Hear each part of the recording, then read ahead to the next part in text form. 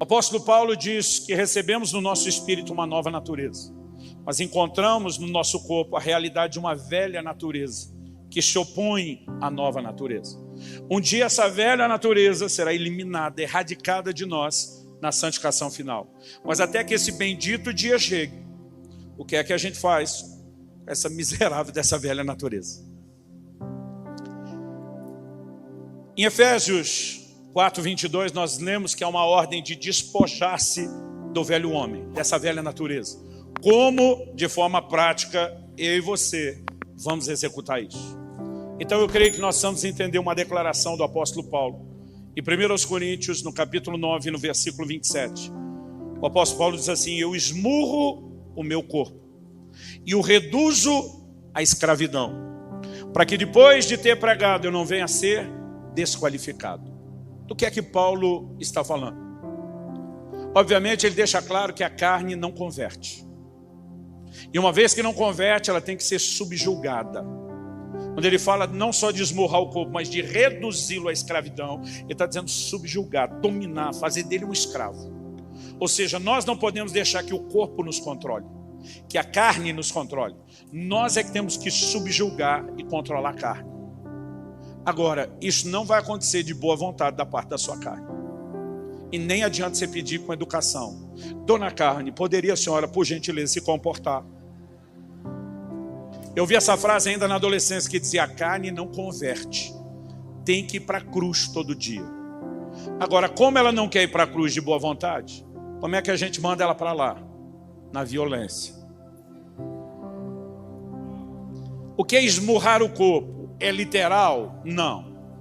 Apesar de ao longo dos séculos a igreja romana, em cima dessa declaração de Paulo, esmurro meu corpo, ter propagado uma atitude que é chamada de autoflagelação. Você já deve ter visto, né, alguma cena de um filme medieval, alguém tirando as vestes, pegando um chicote, batendo, se cortando a si mesmo. Essa declaração de autoflagelo, mutilação para o corpo, vem em cima de uma interpretação literal de Paulo dizer: eu esmurro meu corpo.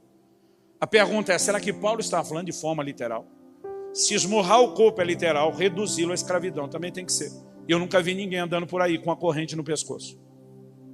Se a última parte não é literal, é simbólica, então a primeira também não pode ser literal, tem que ser simbólica.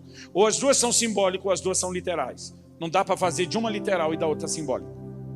Então quem pode responder se Paulo estava falando de forma literal ou simbólica é o próprio Paulo. Paulo sabe o que Paulo dizia. Então, vamos tentar entender o que Paulo diz ao longo da sua doutrina. Em Colossenses 3:5 ele diz: fazei morrer a vossa natureza terrena. A palavra ali traduzida em Colossenses 3:5, natureza terrena ou natureza carnal, dependendo da versão, é uma palavrinha grega chamada melos. Melos significa literalmente membros. Está falando de membros do corpo. Agora, por que Paulo está dizendo fazei morrer os vossos membros? Será que era literal o corpo? Lá em Romanos 7 ele diz: no meu espírito tenho prazer na lei de Deus, mas vejo nos meus membros, melos, outra lei. Ele está falando não do corpo, mas da força da carne dentro do corpo, que precisa ser separado. Fazer morrer a natureza carnal não é matar o corpo, senão a morte seria a vitória que todos nós estamos aguardando. Paulo diz em Romanos 12, a respeito de oferecer os nossos corpos como um sacrifício vivo. Sacrifício vivo é uma aparente contradição. Porque o verbo sacrificar significa matar. Mas como que eu ofereço um sacrifício vivo? Se sacrificar e matar, como é que o sacrifício ainda está vivo? Então, quando Paulo usa a expressão sacrifício vivo, falando do corpo, é um paradoxo, uma aparente contradição. Em outras palavras, ele está dizendo, não é para matar de forma literal o corpo, mas é para matar o que reina dentro do corpo. É para parar a força da carne. Então, se santificação progressiva se expressa pelo comportamento, mas é a conformação com a imagem de Cristo e a reprodução do modelo comportamental dele, eu, por outro lado, preciso entender a palavrinha chave para viver isso. É uma palavra composta: domínio próprio. Quando Paulo diz, eu esmurro meu corpo, eu vou subjugá-lo, reduzir a escravidão, ele está dizendo, minha carne não governa mais, ela não manda mais, ela não domina mais, agora ela será dominada. Então, domínio próprio não é, como nós pensamos, só frear o desejo da carne. A pergunta é: quem domina a carne?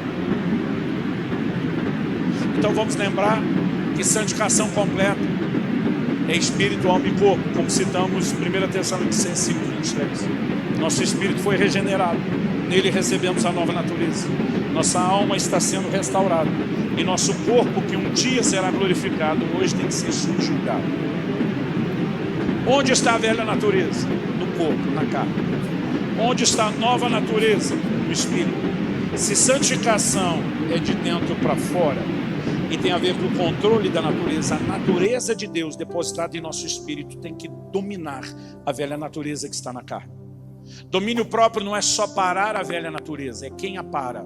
É a nova natureza que para a velha. Domínio próprio não é só enfraquecer a velha natureza, é empoderar a nova natureza. É alimentá-la, é fortalecê-la, é dar espaço a ela. E isso, em termos práticos, talvez é o que mais esteja nos faltando. Vamos tentar explicar isso da seguinte forma. Eu creio que algumas declarações do ensino bíblico que a gente tem deixado de levar em consideração. Por exemplo, em Gênesis 4:7, domínio próprio é apresentado como fruto do Espírito, não como obra da carne. Então significa que é algo que parte do Espírito para com a carne. Então, em Gênesis 4:7, numa das primeiras cenas de pecado da Bíblia, Caim está lá planejando matar Abel. E o Senhor fala com ele e diz o seguinte: o pecado jaz à tua porta. Essa é a tua porta, está doidinho para entrar. Está na cara do gol. Aí o Senhor diz para Caim assim: e o seu desejo será contra ti. O pecado se expressa e se manifesta pelo desejo. Guarda essa definição, daqui a pouco nós vamos voltar nela. O seu desejo será contra ti. Aí Deus diz para Caim: mas a ti cumpre dominá-lo. Dominar quem? Seu desejo. Então, desde os primórdios, domínio próprio é requerido. Quando nós estamos no Velho Testamento, antes da lei, Deus está falando de domínio próprio. Quando nós estamos no Novo Testamento, já na graça, Deus está falando de domínio próprio. Agora, domínio próprio precisa ser vivido nessa perspectiva. Paulo diz que não é só despir-se do velho homem, mas é revestir-se do novo. Porque a única forma de conseguir se livrar do velho é pelo novo. Agora, a Bíblia diz que o espírito está pronto para buscar a Deus, que a carne é que se indispõe. Quem que vai tentar sabotar o espírito que quer Deus? A carne. O que é domínio próprio? É esse espírito que quer Deus subjugar essa carne, reduzir a escravidão, independente dela querer ou ter vontade. Então, quando o salmista está dizendo: bendize a minha alma, ele está falando com aquela parte desse alma, é não só a certa vontade, não só da razão, mas dos sentimentos. E nós precisamos parar de acreditar que a gente tem que fazer coisa só mover de sentimento. Quando ele diz bendize a minha alma, o Senhor está dizendo com ou sem humor, com ou sem vontade, vai adorar a Deus.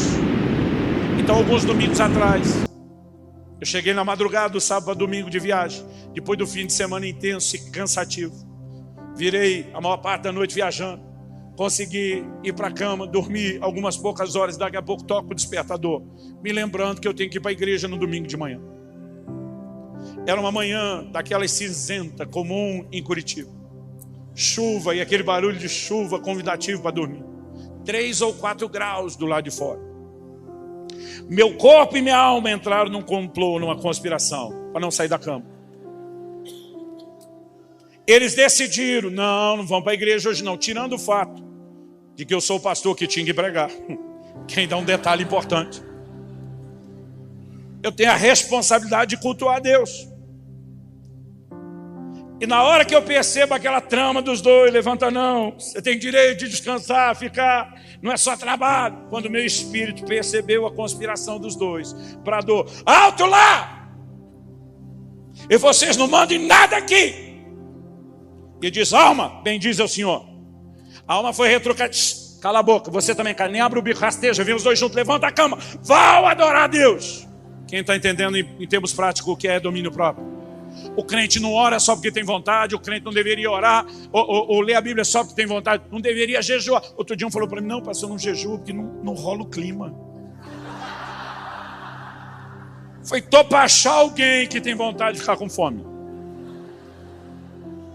A gente não faz porque a carne quer, a gente faz justamente porque a miserável não quer Quem está entendendo? Aliás, deixa eu falar algo. O jejum tem se tornado uma arte perdida para a nova geração. Um dia desses alguém falou assim: pastor, me deu um bom motivo para jejuar. Falei, te dou. Jesus jejuou. Jesus, que era Jesus, deduziu que até ele precisava jejuar, e nós, miseráveis. Aí ele falou, mas Jesus jejuou numa outra aliança. Falei, vem com essa desculpa. Jesus disse que enquanto o noivo estava presente, eles não iam jejuar, mas chegaria o dia que o noivo não estaria com eles e eles jejuariam. Jesus instruiu, quando jejuardes. Então, ainda que não haja um imperativo, uma ordem para jejuar, há uma clara expectativa de que a gente faça isso. Mas hoje em dia, em nome da graça, estão tentando tirar da Bíblia jejum, disciplina de oração, leitura bíblica. A turma diz, tudo legalismo, tudo mérito. Não, irmão, não tem a ver com mérito. O que eu e você precisamos entender que está por trás disso é que essas disciplinas espirituais têm o propósito de parar a carne e empoderar a nova natureza. Como? Alimentando ela. A maioria dos crentes de hoje vive de entretenimento como nunca antes na história. O enredo dos filmes, seriados, das nossas diversões, esportes, mesmo esportes, alimentam e muito a velha natureza. É só você olhar, principalmente nós os homens, que a gente mais gosta é de esporte de contato, especialmente se tiver violência. Tem algo dentro de nós querendo ser alimentado. Eu desde garoto eu queria assistir a Fórmula 1 para ver a batida, para ver os carros se arrebentando. Tem algo que não é normal dentro de nós, e a gente gosta de alimentar essas coisas. Aí a gente fica assistindo um casamento que está se desfazendo por um triângulo amoroso e torcendo pela outra parte para dar certo, alimentando valores contrários aos valores bíblicos do casamento e da pureza. A gente está o tempo todo alimentando a carne, alimentando a carne. Não falo só de quando come e não jejua, mas de tudo que nós colocamos nesses valores. Agora, a maioria dos crentes não lê Bíblia, não ora, não tem tempo devocional. O seu espírito é raquítico e a gente quer que o espírito vença a carne. A gente só alimenta a velha natureza, nada a nova. Disciplinas espirituais não te fazem merecedores de nada. A graça que Deus manifestou provou que a gente não merece nada, mas as disciplinas nos fortalecem. Paulo diz, quem semeia na carne, da carne colhe corrupção, mas quem semeia no Espírito, como semear no Espírito? Investindo no seu tempo com Deus, investindo na sua vida espiritual. E nós precisamos tornar isso simples. Agora, nós precisamos empoderar a nova natureza. Então, em termos práticos, domínio próprio não é só frear a carne, mas é fortalecer a nova natureza.